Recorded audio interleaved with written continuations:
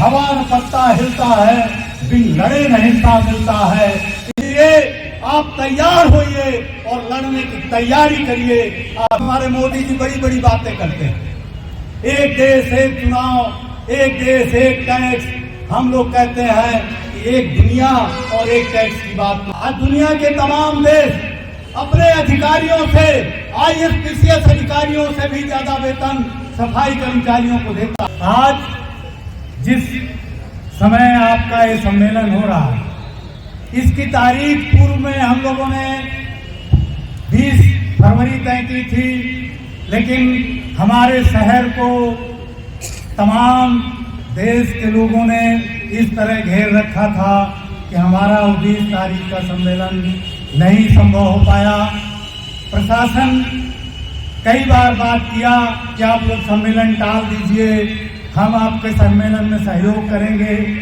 और आज जब ये सम्मेलन शुरू हो रहा है तो यहाँ के प्रशासन के लोग सिरे से गायब हैं। आप जानते हैं कि इन लोगों को काम लेना केवल आता है। जब भी आपको कुछ देने की नंबर आता है तो ये लोग पीछे भागते हैं। अभी जोगी जी नाटक करते हुए गंगा के किनारे कुछ कचरा उठाए, लेकिन इस शहर को करोड़ों लोग जब आए तो किसने साफ किया? कौन लोग थे जो इस शहर को साफ कर रहे थे? वो आप लोग थे। लेकिन एक घोषणा केवल किया जोगी जी ने कि आपको 10,000 बोनस के रूप में दिया जाए, लेकिन वो घोषणा मात्र ही है, मिलना नहीं है। ये हम लोग जानते हैं क्योंकि बजट में इन्होंने कोई ऐसा प्रावधान नहीं किया।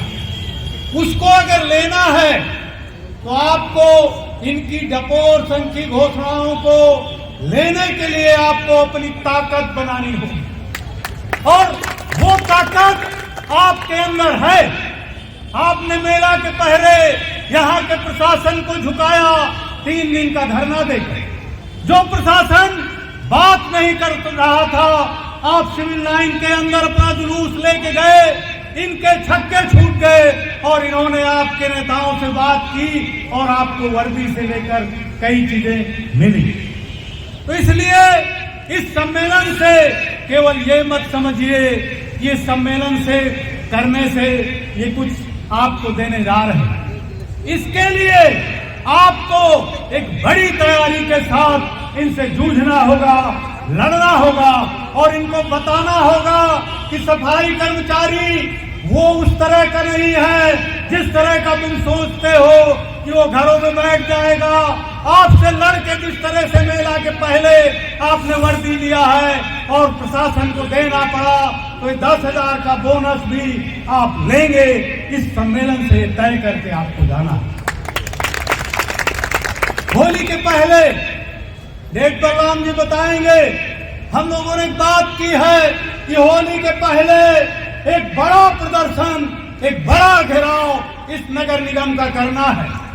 9, 10, 11 तारीख में एक डेट जो तय करेंगे आप लोग। आज के सम्मेलन में जो नई कमेटी आएगी, जो डेट तय करेगी, एक बड़ा प्रदर्शन, और इस प्रांगण को ही नहीं, इस नगर निगम को आपको भर के अपने 10,000 को इनसे घुटने टेकवा के लेना है। इसकी तैयारी पे आप जाएंगे। एक बात हम कहना चाहते हैं, कुछ लोगों को लगता है कि छुट्टी मिल जाए तो कर्मचारियों को छुट्टी मिल जाए तो प्रशासन से लड़ लेंगे। हम बताना चाहते हैं कि कोई भी प्रशासन आपको छुट्टी देके अपने खिलाफ लड़ने के लिए नहीं आएगा, लड़ाने के लिए नहीं कहेगा। इसलिए आपको अपना काम करते हुए अपनी लड़ाई भी लड़नी होगी। कुर्सी हटा दो यार, अच्छा नहीं लगता है।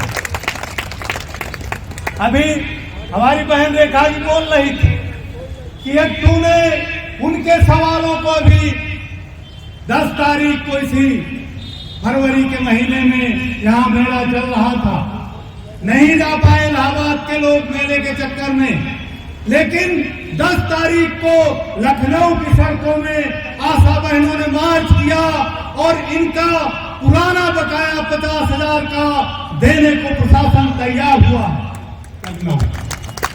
हम ये भी बताना चाहेंगे आपको कि पिछले 2 साल पहले 22-23 में बंगलोर के अंदर हमारी यूनियन जो हमारे एक्टू से जुड़ी है उसने एक हड़ताल का ऐलान किया।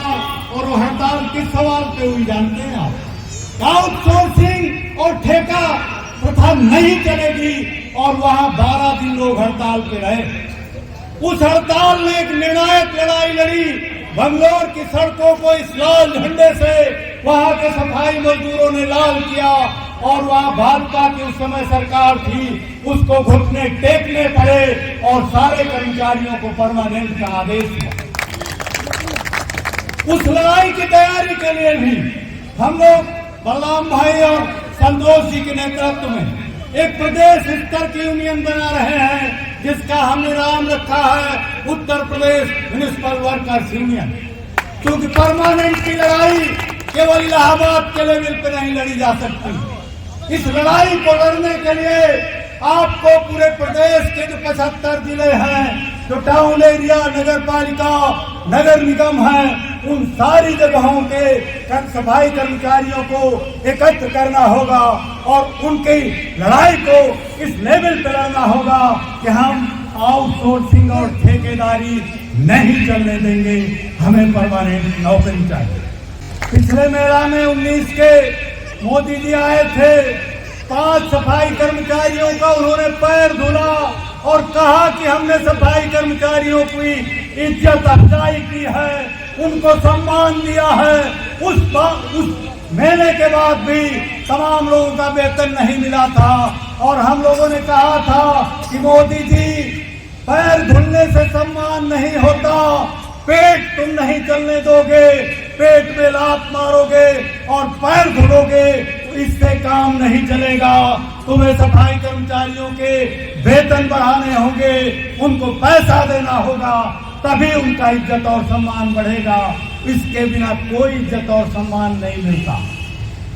जैसे ही लोगों को पता चलता है कि आप 8,000 9,000 के कर्मचारी हैं, आपकी इज्जत उनके सामने उसी समय डाउन हो जाती। इसलिए हम मोदी जी और योगी जी से भी कहना चाहते हैं कि 7वां वेतन आयोग जिसने तय किया है कि न्यूनतम मजदूरी आज की तारीख में कम से कम 32,000 रुपया होना चाहिए, सारी महंगाई और भत्ते को जोड़कर, तो तुम अगर परमानेंट के बराबर हमें वेतन नहीं देते तो वो न्यूनतम वेतन तो हमें देने की गारंटी करो। एक झुंझुना छोड़ा है योगी जी ने कि हम आउटसोर्सिंग कर्मचारियों को 16,000 देंगे, लेकिन बजट में उन्होंने कोई प्रावधान नहीं किया। कहां से आएगा वो पैसा? जिस तरह से मेला लगा और 7.5 करोड़ रुपया तुमने मेला का बजट सेंक्शन किया, तब ये मेला लग पाया। कर्मचारियों के लिए वेतन कहां से आएगा अगर तुमने 16,000 की घोषणा की है, लेकिन बजट में तुमने कोई प्रावधान नहीं किया कि बड़ा वेतन कहां से आएगा। आज के अखबारों में नगर निगम की एक बड़ी सी न्यूज छपी है, शायद आप लोगों ने देखा भी होगा। नगर निगम को 13 करोड़ रुपया टैक्स जमा करना था, तो 130 करोड़, लेकिन नगर निगम 87 करोड़ केवल जमा कर पाया है। तो नगर निगम को जो ग्रांट मिलनी थी, जो अनुदान मिलना था, उसमें कटौती कर दी है। ये बड़ी सी न्यूज आज अमर उजाला अखबार में छपी। तो आप सोचिए, आपने तमाम जो अपने काम किए हैं उन कामों को करके आपको पैसा मिलता है, और जब बजट में प्रावधान नहीं होगा तो घोषणाएं झूठी और बेमानी है। वो 10,000 की भी घोषणा जिसको इन्होंने किया, उसको आप लोगों ने अखबार में देखा हो। जब इनको जमावड़ा लगाना था संगम तट पे, 15,000 कर्मचारी ये कह रहे थे कि 15,000 सफाई कर्मचारी है और उनका जुलूस निकाला। जब बलराम भाई ने वहां लंच पैकेट की बात की, जिसकी घोषणा वहां के नोडल अधिकारी ने किया था, तब भड़काना शुरू कर दिया बलराम भाई को, एक नेतागिरी मत करो। अरे भाई, एक नेता नेतागिरी नहीं करेगा तो क्या करेगा? वो तो लड़ेगा ना आपके सवाल पे। नहीं दिया प्रशासन ने, और जो है जो कह के उसने बुलाया था वो 15,000 लोगों का, उसको उससे पीछे रखा। दूसरी बात, सैनिटेशन वर्कर के नाम पर इस मेला के कर्मचारियों को, जिनकी पुलिस से लेकर के ड्राइवर से लेकर तमाम कर्मचारी जो रोड बेच के ड्राइवर से लेकर जो मेला में लगे हुए थे, उनको जो 10,000 की घोषणा की, उसमें सैनिटेशन वर्कर्स की जो संख्या लिखी, इन्होंने लिखा कि वो 9,866। अखबारों में आया है, आप लोगों ने जो देखा होगा, पढ़ा होगा। तो 15,000 कह रहे थे और 9,866 पे आ गए। देने के समय ये सब पूरा गायब कर जाएंगे, कहेंगे कि इसको नहीं देंगे, उसको नहीं देंगे। इसलिए साथियों, हमारी आपसे अपील है, जो लोग यहाँ आए हैं, आप और लोगों से भी बताइए।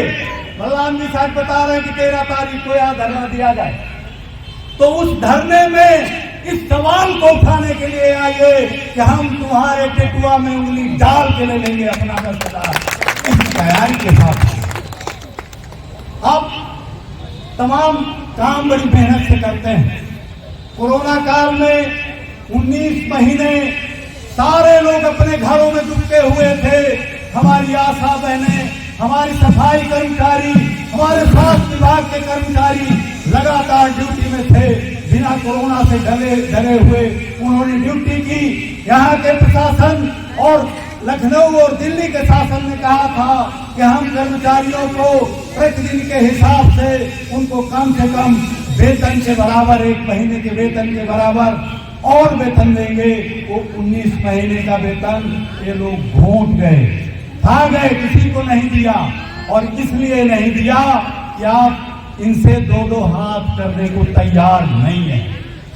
तो हम ये बताने आए हैं कि अभी तक कौन लोग थे, क्या कर रहे थे, उसको छोड़ दीजिए, हमारे साथी कह रहे थे।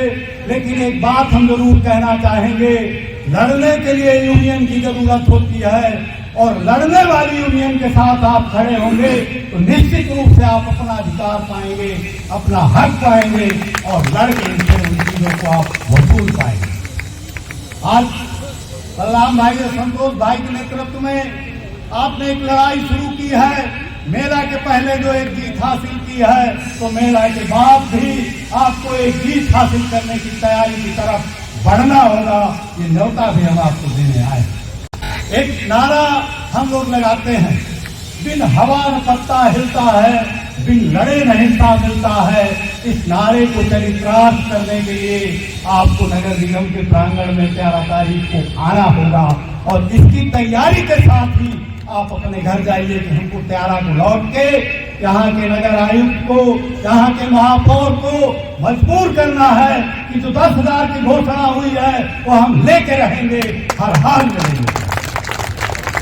इस नगर निगम को इस लाल झंडे ने कई बार झुकाया है, इसलिए आप तैयार होइए और लड़ने की तैयारी करिए। आप जीतेंगे, निश्चित रूप से अपनी लड़ाई जीतेंगे। थोड़ी सी बात कहते हुए मैं अपनी बात समाप्त करूंगा। हमारे मोदी जी बड़ी बड़ी बातें करते हैं, एक देश एक चुनाव, एक देश एक टैक्स। हम लोग कहते हैं कि एक दुनिया और एक टैक्स की बात क्यों नहीं करते, एक दुनिया एक तरह की मजदूरी की बात क्यों नहीं करते, एक देश एक तरह की मजदूरी की बात क्यों नहीं करते।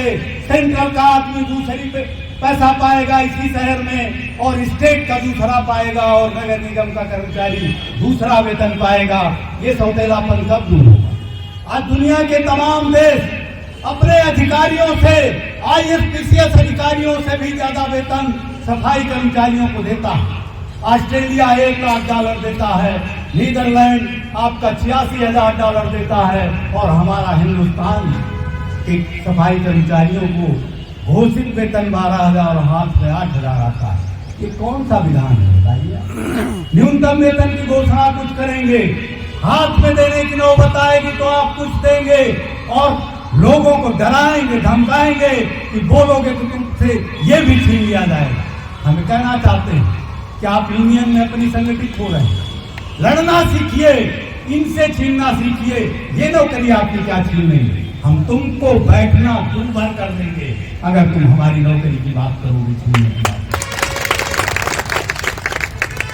आप निश्चित रूप से वो लड़ाकू ताकत हैं जो हथियार आपके हाथ में है झाड़ू, हम लोग कहते हो किसी तोप से कम नहीं है, वो झाड़ू लेके जिस दिन आप इस नगर निगम को घेर लेंगे तो नगर निगम के प्रशासन और यहाँ के जिला प्रशासन से लेकर आपके मुख्यमंत्री से लेकर प्रधानमंत्री तक की औकात नहीं है कि आपकी लड़ाई को झुका दे।